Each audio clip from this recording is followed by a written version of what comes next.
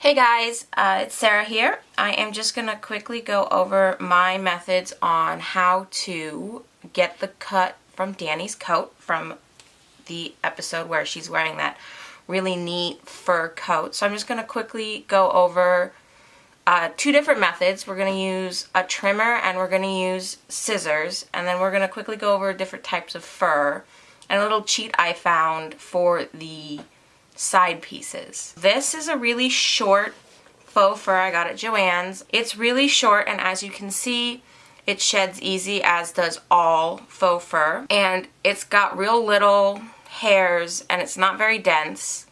And this I find would be really good for a little cheat that I found to do the sleeves and the rest of the bodice of the coat. The back panel is a different piece than the rest, and in interviews they say that each of the sleeves and the arm and the shoulders and the front were all done with different strips that were then sewed together.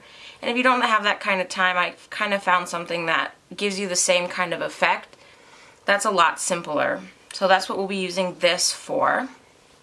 The next fur that I am using for my purposes is this kind of like raccoon faux fur, and it kind of has the stripes on the other side. If you pull it up, you can see that it's got stripes.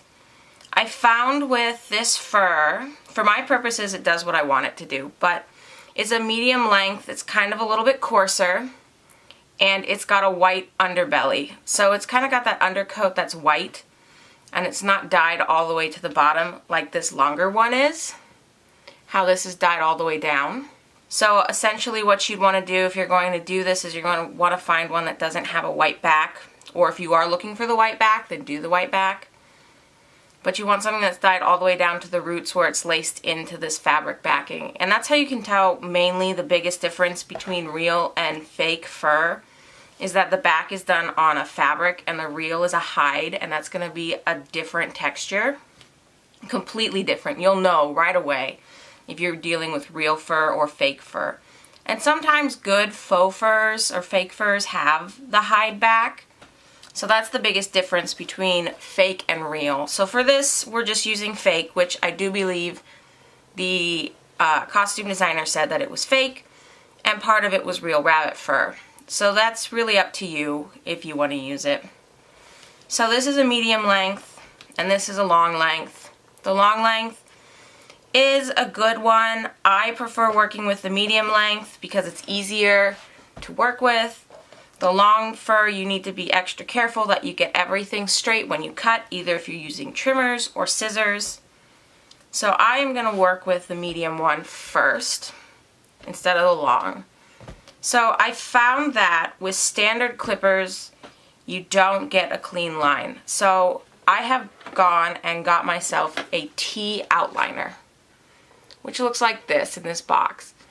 And it is a different blade than one that you might find as like a standard clipper. So these are for like edges on hair and around ears and getting really clean straight lines along beards or, you know, your head, the side of your head. This is the one that I found is the best. They're not cheap. They're about $50. You can get them on Amazon. In the blade, it works really well with coarse hair and dry hair. So you're not going to want to get this for wet, which is different than cutting hair. And it's a magnetic motor, which means it's a little bit more powerful than clippers that don't plug in. And you can see it's got the blade, and this is what it looks like. It comes with oil, it comes with the CD, how to use it. You can find some really helpful YouTube videos on it. So it looks like this. And here's your on-off switch.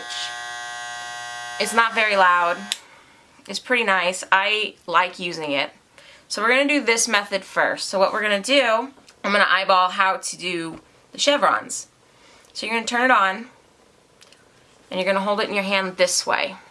So like you would a paintbrush or pencil. And you're just going to press down real slow, and you're going to get a line.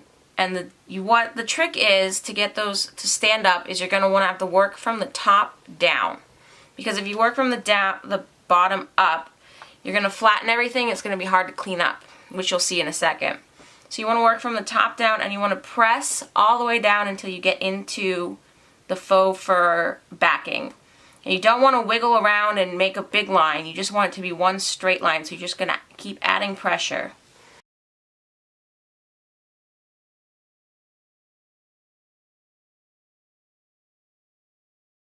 So as you can see, I've gone straight down into the fur, and then I'm just going to pull away what's already been cut.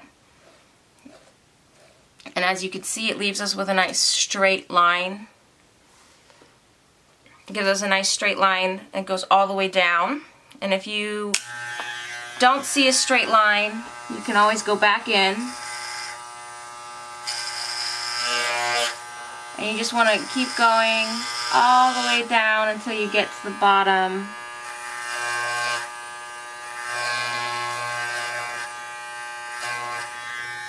And then you're going to clean it up by pulling what you've shaved away. And that gives you this line. And if you flatten it down, you'll see it's pretty straight and it looks pretty good. And so what you're going to see is that for this fabric, you're going to see the white undersides. Other fabrics, you're not really going to see that. So that's basically how this goes, and you're just going to keep going, making sure you're holding everything flat, and you're just going to keep going down.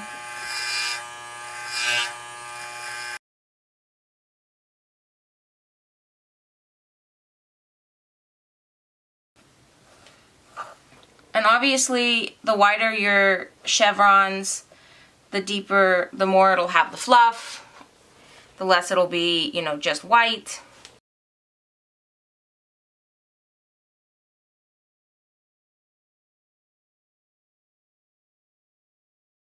Prepared to have a lot of practice strips ready. And then you just want to collect your fake fur and make sure you have like a basket to put it in.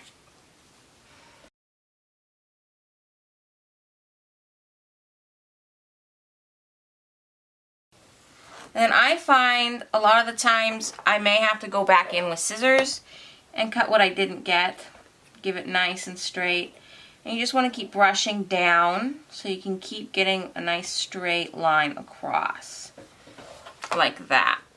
And it takes some practice. Eventually you'll get to the point where you can do things like this, where you've got your chevrons and you've got your patterns. You can do fades and things like that. It just takes a little bit of time to do those kinds of things. But you just start slow.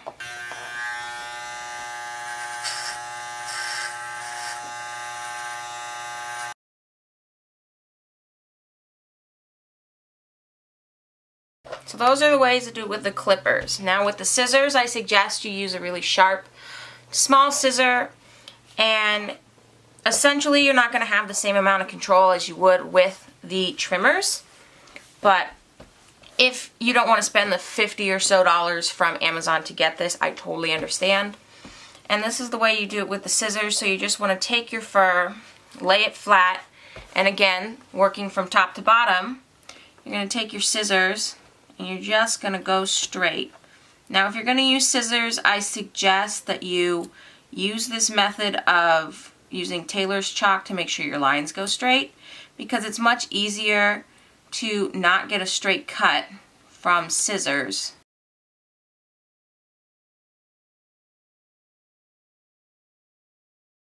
With the scissors is that you have to make sure you're cutting all the layers equally. So if you're only cutting the top, like 3 layers of fur, you want to make sure you're only cutting the top 3 layers of fur every cut you make. If you're cutting deeper, you want to make sure you cut deeper all the way across.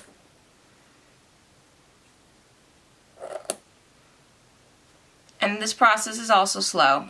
I think the biggest trick with this is that you have to be patient. This is not the kind of thing that we're all going to get done in Con Crunch 3 days before the convention. So just take your time, go slow. Fur, this is the easiest way to go. This stuff with the clippers is really easy to do.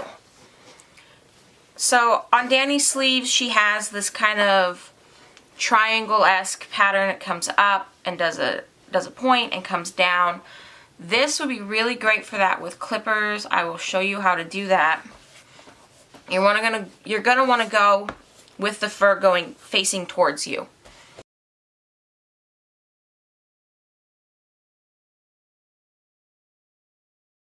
Then you're going to want to take it at an angle.